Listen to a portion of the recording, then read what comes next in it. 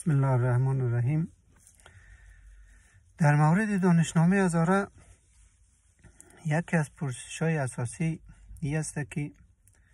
نسبت و مناسبت یک کتاب با جریان منسوب به شهید مزاری و شهید مزاری و تفکر این جریان از چه قراره؟ آیا دانشنامه هزاره مخالف جریان شهید مزاری، موافق جریان شهید مزاری یا در وسط و در میانه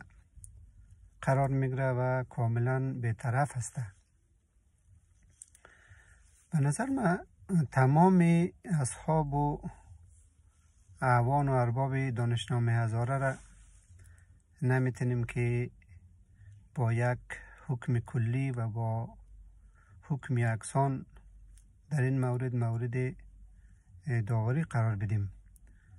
به خاطر که در طرف مدافعان و اعوان و اصحاب و نویسندگان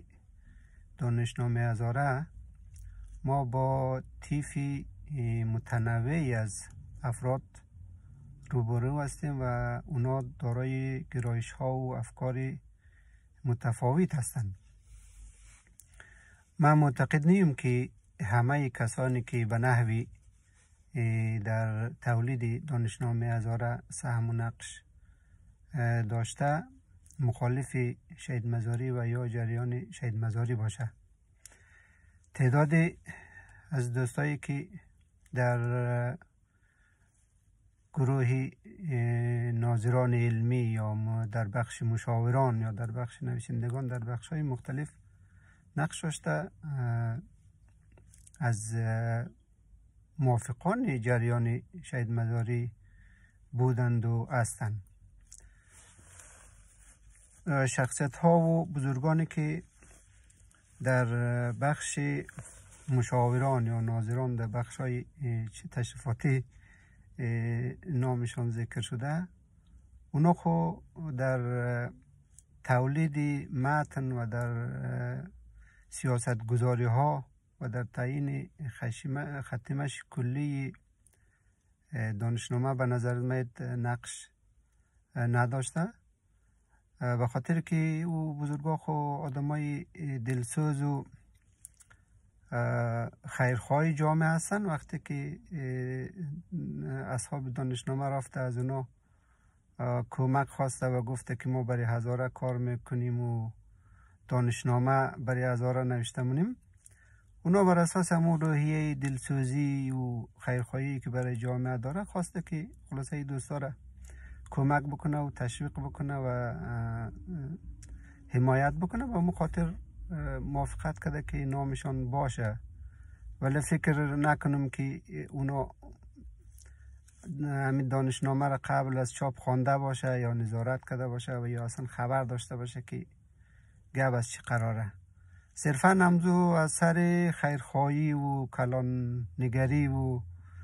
خلاصه دلسوزی که در مردم داره همین موافقت خود اعلان کرده در این مورد. خود تعداد از دوستای دیگه هم که در بخشای دیگه هسته که از موافقان و طرفدارای جریان شهید مزاریه، اونا میج نه در نوشتن مدخلا نقش داشته و نه همون مدخلا رو خوانده و نه نظارت کرده. دمو حدی که دیده که نامشان همونجی نوشته میشه و خلاصه نامشان در کتاب درج میشه دیگه، دمی مقدار بسنده کرده و خوش بوده که خلاصه چی شوه دیگه، ثبت تاریخ شوه نامشان در دانشنامه هزاره باشه و مخاطر اونجی در بخش های مختلف حضور داره. ولی فکر کنم که نقش نداره، تا جای خبر دارم که نقش نداره و تا جای از محتوای دانشنامه و سیاست ها و تمایلاتی که اعمال شده معلومه که اونا این دوستا نقش نداشته. و یک تعداد دیگه هم هسته که در اساس و در یک جنبندی کلی در جبهه شهید مزاری قرار داره، ولیکن زاویه دیدشان و تحلیلشان از قضایا، از موضوعات تاریخی فرق مونه با بخش دیگه از طرفدارا و موافقین جریان شهید مزاری. به او خاطر در طرف دانشنامه خلاصه ما با گرایش ها و تیف ها و تیپ های مختلفی از شخصیت ها و افراد مواجه هستیم که نباید همه را به یک چوب برانیم و حکم کلی صادر کنیم که ما همه مخالف شهید مزاری و جریان شهید مزاری هستند. منتها به نظر من تفکر و روحیه و رویه کلی حاکم بر دانشنامه و رهبری دانشنامه با جریان و تفکر مربوط به شهید مزاری بر سر مهر نبوده و نیه و ایره آدم میتونه که از لابلای دانشنامه هزاره با توجه به مدخلها و شواهد و دلایل بسیار ثابت بکنه. دوستای زیادی منتقدین زیادی با سند و مدرک و به صورت مستند و منطقی نشان داده که خلاصه برخورد دانشنامه هزاره با شهید مزاری، جریان شهید مزاری و افراد و افتخارات و رویدادهای منسوب بهشان برخورد تقلیلگرایانه و حذفی و انکاری بوده. یعنی در این مورد دوستان نه تنها دوستان که نه همه کسایی که با دانشنامه ارتباط داشته، رهبری دانشنامه نه تنها تعلق خاطری به این جریان نشان نداده و تعلق خاطری و پیوند اخلاقی و عاطفی از طرف رهبری دانشنامه و جریان احساس نمیشه، بلکه بی‌طرف هم نیستن و کاملا معلومه که طرف مقابل گرفته و واقعیت های ملموس و بدیهی و قطعی تاریخی را به نفع جریان مقابل و به نفع طرف های مخالف شهید مزاری و به ضرر جریان شهید مزاری تحریف و جعل و دستکاری کرده. خب هم ما تا حد توان خود بعد از براست اول و هم دوستان منتقدین دیگه، دوستان گرانمایه و اهل دانش دیگه بسیار به صورت منطقی و مستند در این باره نوشته کرده و نشان داده که در چه مواردی، در چه مدخل‌هایی و چگونه در مورد جریان منسوب به شهید مزاری با حذف و انکار و تحریف برخورد شده. من میخوایم در این ویدیو به طور فشرده و کوتاه به مدخل افشار اشاره کنم. چرا افشار؟ به خاطر که حادثه افشار، فاجعه افشار و یا به تعبیر دانشنامه جنگ افشار و رویداد افشار در تاریخ هزارها و شاید از یک جهت در تاریخ افغانستان یک نقطه عطف خیلی مهم است، به خاطر که تمام جنگ ها و حوادث و جهتگیری ها و موضعگیری ها، دشمنی ها و دوستی هایی که در 3 سال مقاومت کابل میان حزب وحدت و جمعیت اسلامی و به یک نحوی میان هزارها و تاجیک ها صورت گرفت متأثر از امی فاجعه افشار است. یعنی ما اینجا اگر از این مسئله به سادگی و با سهلنگارانه و به غیر مسئولانه بگذاریم، در واقع به لحاظ اخلاقی جفا کردیم در حق تمام شهدای مقاومت غرب کابل، در حق رهبر شهید و در حق تمام مردمی که در 3 سال رنج دیدن، درد دیدن، زخم دیدن و خلاصه پاسخگو هستیم و مسئول هستیم در برابر تمام تاریخ هزاره و به خصوص در مورد یک مقطع بسیار خونبار و مهم و فاجعه بار تاریخ مردم خود. به او خاطر اگر از سایر موارد و مسائل ما با کمی اغماض و تساهل گذر کنیم، از موارد مثل افشار و فاجعه افشار نمیتونیم که به سادگی عبور کنیم و نباید بکنیم. در موارد اینچنین که پای همه تاریخ ما، پای شهدای ما، پای حقانیت 3 سال مقاومت غرب کابل و شهید مزاری در میانه با آسانی عبور کردن درست نیه. به او خاطر من یک مقدار دوست دارم که مدخل افشار در دانشنامه هزاره مشکافی کنم. ببینید در مورد افشار چند موضوع مورد توافق همگان و شمول دو طرف منازعه، یعنی حزب وحدت اسلامی و دولت آقای ربانی قرار داره. یک موضوعیه که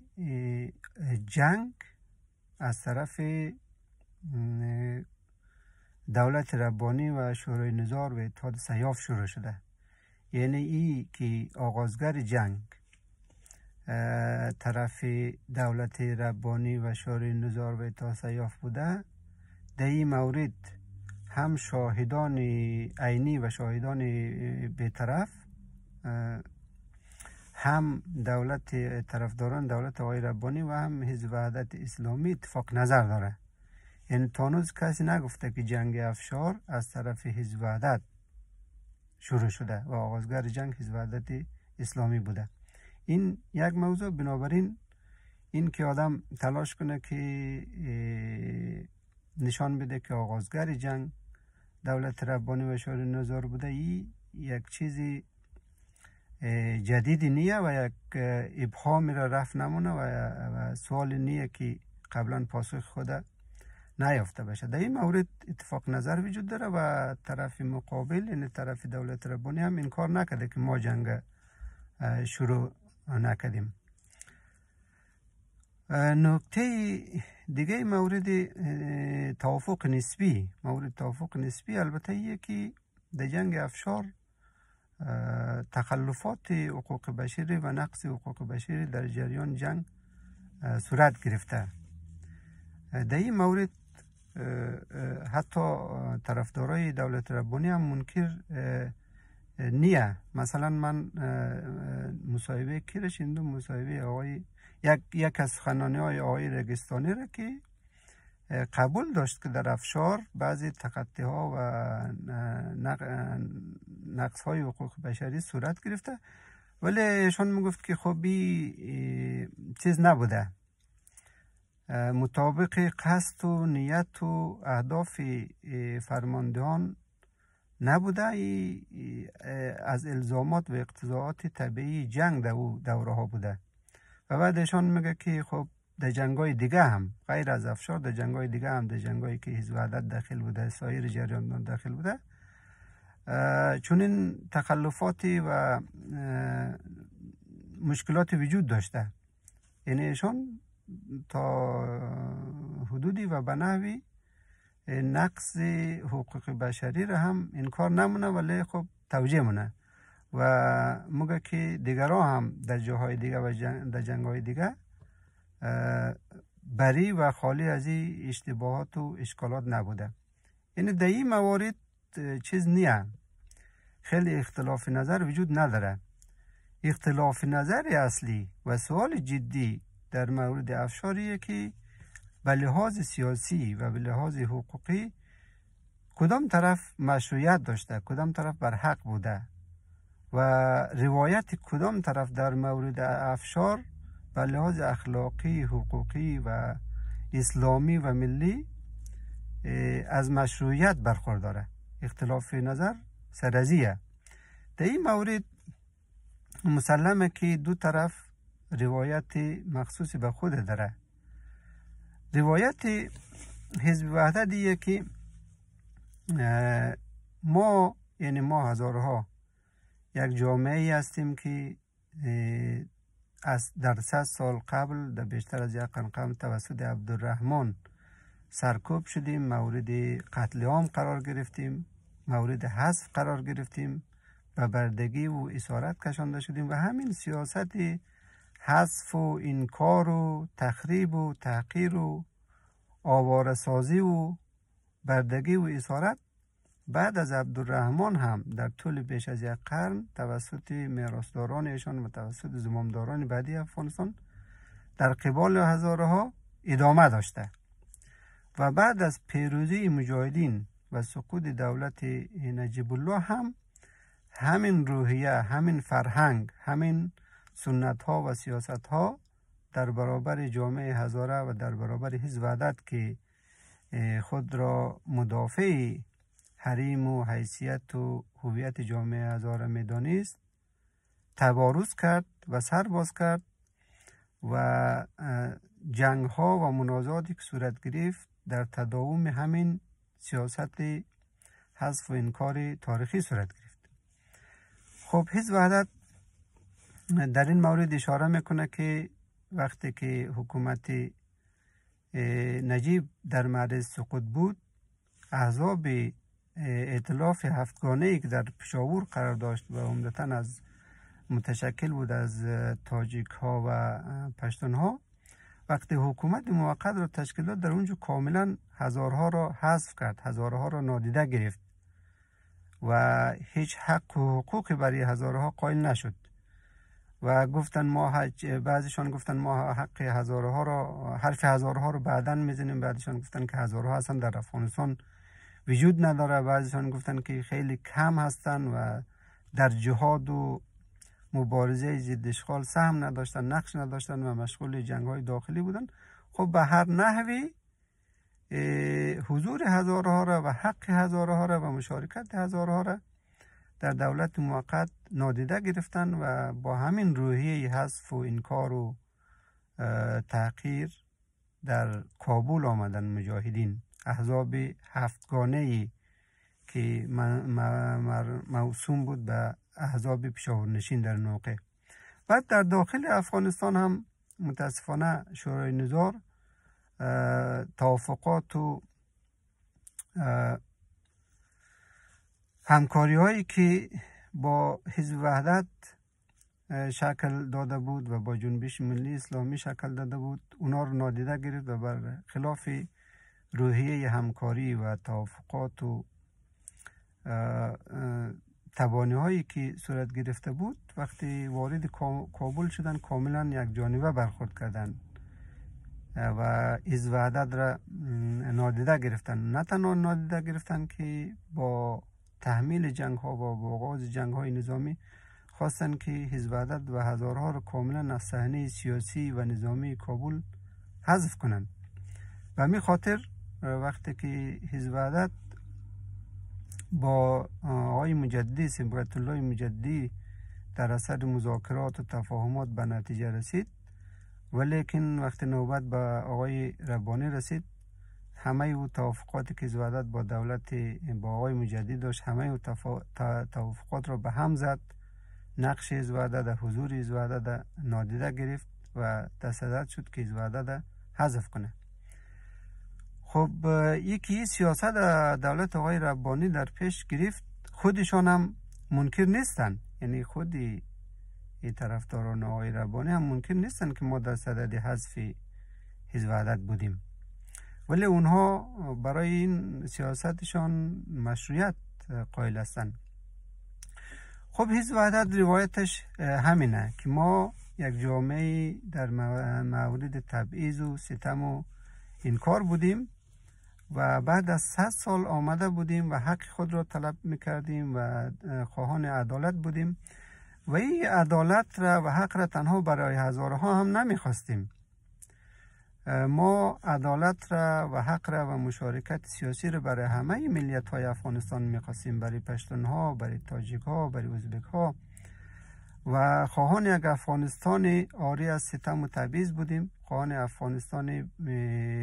صلح‌آمیز با مشارکت سیاسی و عادلانه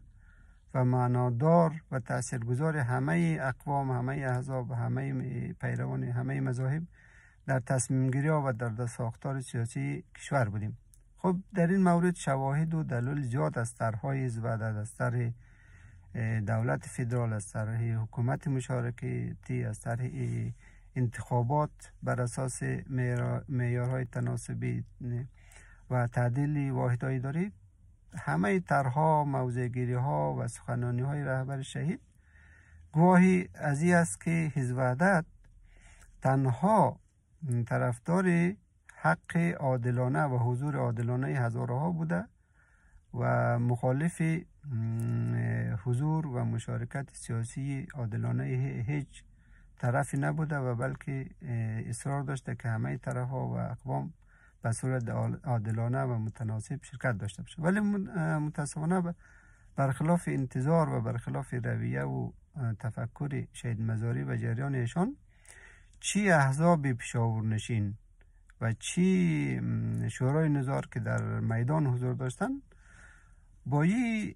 مطالبات و با این خواسته های حزب وحدت با سیاست حذف و انکار و جنگ و خشونت برخورد کردن و به همین خاطر بود که افشار به وجود آمد. همونطور که آقای احمد شاه مسعود هم میگه که ما مزاری میخواست که غرب کابل جنوب لبنان بسازه و به این خاطر ما اقدام کردیم و این حزب از غرب کابل حذف کردیم و نابود کردیم و حالی دیگه مشکلی در این مورد نمانده. یعنی تمام داعیه ها و مطالبات حزب وحدت نه تنها مشروعیت ملی از او زیر سوال مبره و عادلانه نمیدونه و برحق نمیدونه، بلکه او رنگ وابستگی به خارج هم میزنه. خب روایت حزب وحدت همی بود و اما روایت دولت ربانی و طرفدارای ایشان از چه قرار بود؟ روایت از این قرار بود که خب ما یک دولت مشروع هستیم، یک دولت ملی هستیم، دولتی هستیم برخواسته از توافق احزاب جهادی در پشاور که احزاب جهادی توافق کرده که بعد از 2 ماه که دوره آقای مجددی ختم میشه رئیس جمهور آقای ربانی است و بعد از ختم دوره 4 ماهه که بر اساس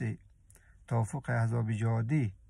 دولت آقای ربانی مشروعیت داشت و حق داشت که اعمال نفوذ و اعمال سلطه بکنه، بعد از هم شورای حل حق تشکیل شده و شورای حل حق هم آقای ربانی رو به عنوان رئیس جمهور افغانستان انتخاب کرده و بنابراین با توجه به توافق احزاب جهادی در پشاور و بعداً با توجه به فیصله شورای حل حق، دولت آقای ربانی یک دولت اسلامی مشروع ملی و مورد توافق بوده و بنابراین مخالفت ها و تمرد ها در برابر این دولت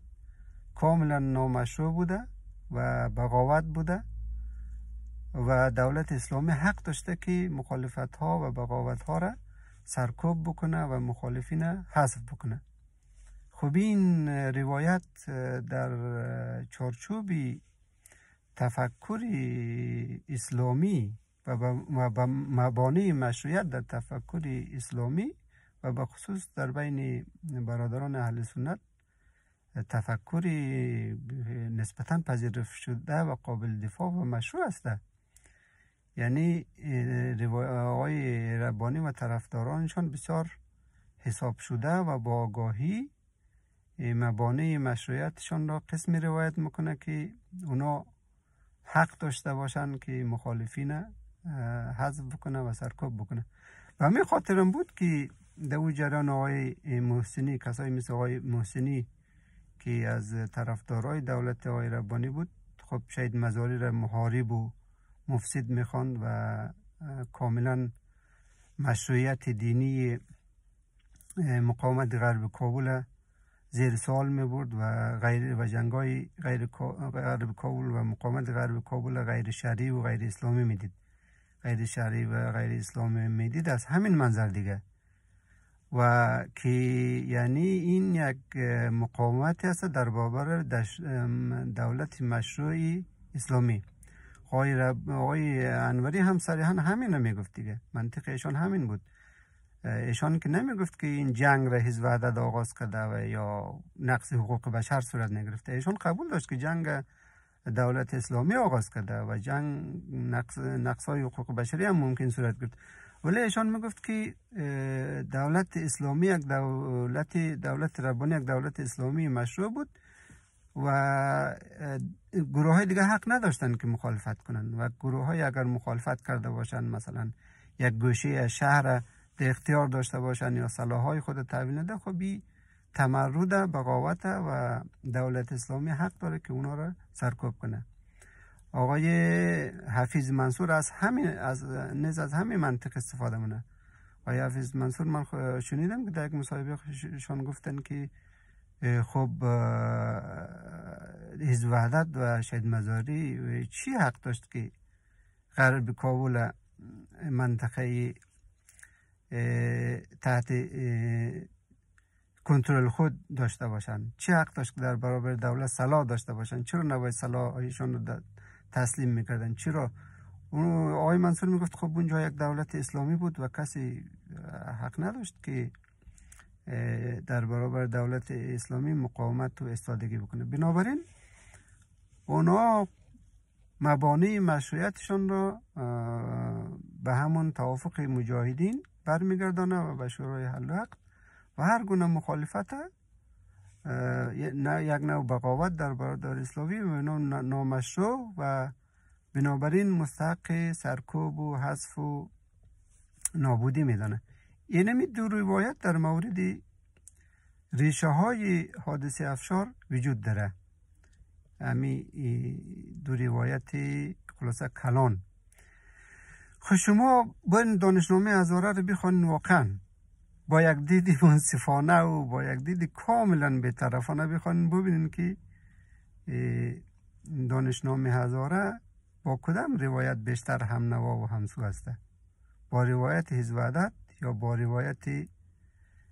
دولت ربانی؟ خب انتظار از دوستای از اصحاب دانشنامه هزاره نیه که کاملا طرفدار روایت حزب وحدت باشه و مدخل استوار بکنه بر اساس روایت حزب وحدت. ولی خب انتظار هم نیه که کاملا مدخل افشار بر اساس روایت دولت آقای ربانی نوشته کنه. اگر به طرفی و علمی بودن و معیاری بودن این اقتضا مونه که طرفدار روایت حزب وحدت نباشه، خب به طرفی و علمی بودن تقاضای ایرم نمونه که کاملا طرفدار روایت طرف مقابل جنگ، طرف دولت آقای ربانی باشه. خب اینا باید دیدگاه های هر دو طرف مطالعه میکردن، روایت های هر دو طرف میدادن، روایت های شاهدای به طرف را هم میدادن، تحلیلگرای هم به طرف هم میدادن، تحلیل میکرد. این داده های خام تحلیل میکردن، مشکافی میکردن و به ابهامات و سوالایی که در این مورد هستن از دیدگاه به طرفانه پاسخ میگفتن.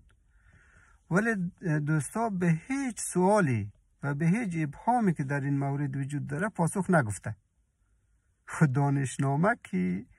دانش که نیه که آدم مواد و داده های خام جمع کنه و اونا را همون رقم کشکلوار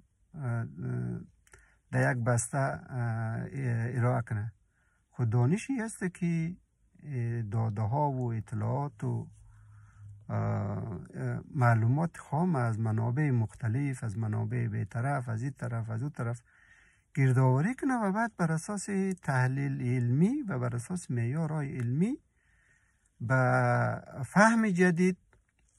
و به معلومات جدید و با آگاهی جدید برسه. خب دانش همه دیگه، تولید دانش همه که